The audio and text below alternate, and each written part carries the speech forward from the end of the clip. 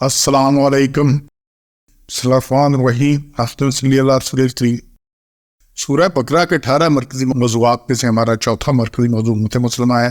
اس کے 4 ضمنی موضوعات ہیں، جس میں چوتھا آخری ضمنی موضوع ہے قبولیت دین. ایک 5 نکات ہے، آیت نمبر 256 میں سے ایک ہی آیت ہے، اس کو دیکھیے گا. بڑی سیدھی سی بات اللہ نے کی ہے کہ دین اسلام قبول کرنے میں کوئی جبر نہیں، کوئی جبر نہیں. دین اسلام شروع ادھر سے ہو رہی ہے، لا اکراہ فی الدین، کوئی اکراہ نہیں، کوئی کراہت نہیں، کوئی زبردستی نہیں، کوئی زور نہیں یہ دین کے معاملہ میں. اچھا اس کو سمجھ لیں، دین قبول کرنے میں کوئی جبر نہیں. کوئی قبول کرنا چاہتا ہے کرے، نہیں کرنا چاہتا مت کرے. کفر پہننا چاہتا ہے، شرک پہننا چاہتا ہے، رہے. اللہ کہتا ہے کوئی زبردستی نہیں کرنا. لیکن پھر جو قبول کر رہے پھر اس نے اس میں چلنا ہے، پھر اس نے اس میں آنا ہے. جب آنا ہے تو پھر ہم نے پیچھے پڑ چکے ہیں کہ پورے کے پورے کاف پورے داخل ہو جاؤ. یہ ایسے ہی جیسے موٹر وے پہ کوئی زبردستی نہیں کہ آپ نے موٹر وے چڑھنا، آپ ساری عمر نہ موٹر وے پہ چڑھے. بڑے لوگ ہیں کبھی ٹرین میں نہیں بیٹھے، کبھی جہاز میں نہیں بیٹھے، کوئی زبردستی نہیں، کوئی گھر سے آ کے نہیں جاتا بھی ٹرین میں بیٹھو، موٹر وے پہ چلو. لیکن جب ہم موٹر وے پہ چڑھیں گے پھر موٹر وے کے رولس پہ چلیں گے، پھر مرضی نہیں ہے، پھر کوئی اس میں نہیں ہے، کراس نہیں ہے، چڑھنے میں زبردستی نہیں ہے، جہاز میں زبردستی نہیں ہے، ٹھیک ہے نا، بیٹھنے میں. اچھا لیکن موٹر وے چڑھ کے جی میں نے تو الٹی طرف جانا ہے، میں نے تو ادھر سے مڑ جانا ہے، میں نے تو جناب سپیڈ اتنی رکھنی ہے، میں نے تو اس میں ان میں چلنا ہے، میں نے تو یہ پھر نہیں چلنی بات. پھر جب آپ موٹر وے پہ چڑھے ہیں پھر موٹر وے کے رولز چلیں گے. جہاز میں بیٹھ گئے، اب جہاز کے نام جائے جہاز میں کچھ ٹکٹ لیتے ہیں وہ سارے جہاز کے رول چلیں گے. یہ نہیں ہوگا کہ میں تو کھڑکی کھولنی ہے، میں نے تو دروازہ کھولنا ہے، میں تو مجھے عادت پڑی ہوئی ہے، مجھے ٹھنڈی ہوا چاہیے. وہ بند جب کوئی بھی بات پھر جہاز میں جہاز کے رول چلیں گے، آپ کی مرضی. تو اسلام اسی طرح ایک سمجھنے کی میں بات کر رہا ہوں کہ جب اسلام میں داخل مت ہو، کوئی زبردستی نہیں ہے. لیکن جب داخل ہو جائیں گے، یہ کئی لوگ اس میں کہتے ہیں جی نماز نہیں پڑھی، جی لا اکراہ فی الدین، جی میں نے یہ روزہ نہیں رکھا، جی میں سود کا کہا، لا اکراہ، دین میں کوئی زبردستی نہیں ہے. دین میں داخل ہونے میں زبردستی نہیں ہے کہ داخل آدمی تلوار کے زور پہ زبردستی اس پہ نہیں کرنا گن پوائنٹ پہ کسی کو. لیکن جو داخل ہو گئے انہیں اس چیز کی اجازت نہیں کہ مرضی کریں.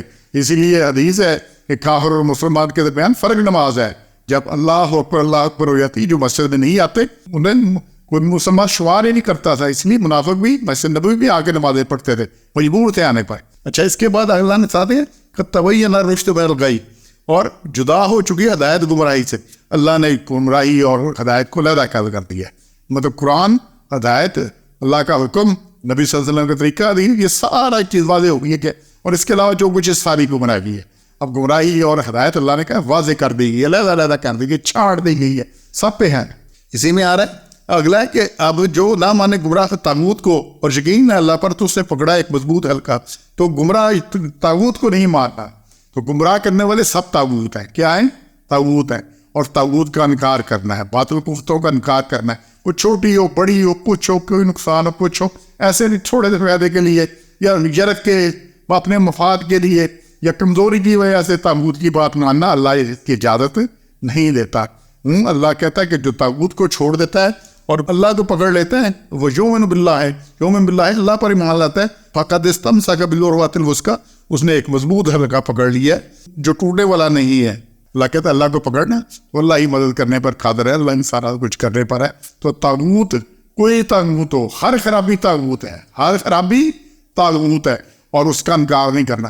اب یہ چھوٹی چھوٹی سے ہو کر بڑی بڑی کرنی سلطنتیں بنی ہوئی ہیں، حکومتیں چل رہی ہیں طاغوت کی، ٹھیک ہے نا. یہ سارا کچھ کسی آزمائش کے لیے ہے کہ اللہ نے دینی ہے جنت، اللہ نے دینی ہے جنت. چونکہ جنت دینی ہے تو اللہ اس کے لیے آزماتا ہے کہ کون اس کے دین پہ کھڑا ہوتا ہے اور کون اس کے لیے ہوتا ہے. تو اس میں اور فضی میں 5واں نقطہ ہے کہ یؤمن باللہ ہے، اللہ پر ایمان لا. جب ایمان ہے اللہ پر تو پھر اللہ مدد پر بھی قادر ہے، اللہ راستہ بھی نکالنے والا ہے، اب سب کچھ کرنے والا ہے. یہ ساری باتیں اس 5 نکات ہیں اس آیت میں سے کہ تو اللہ کے علاوہ کسی کو نہیں ماننا اور طاغوت کو سرے سے نہیں ماننا. تو یہ جو طاغوت پتہ ہے سب کچھ کہ کیا غلط ہے کیا ٹھیک ہے، کوئی بندہ ایسا نہیں جسے نہ پتا ہو کہ ٹھیک کیا غلط کیا ہے، اور پھر کیا غلطی پہ چلتا ہے تو اب ٹھیک ہے جان بوجھ کے چل رہا ہے اس میں.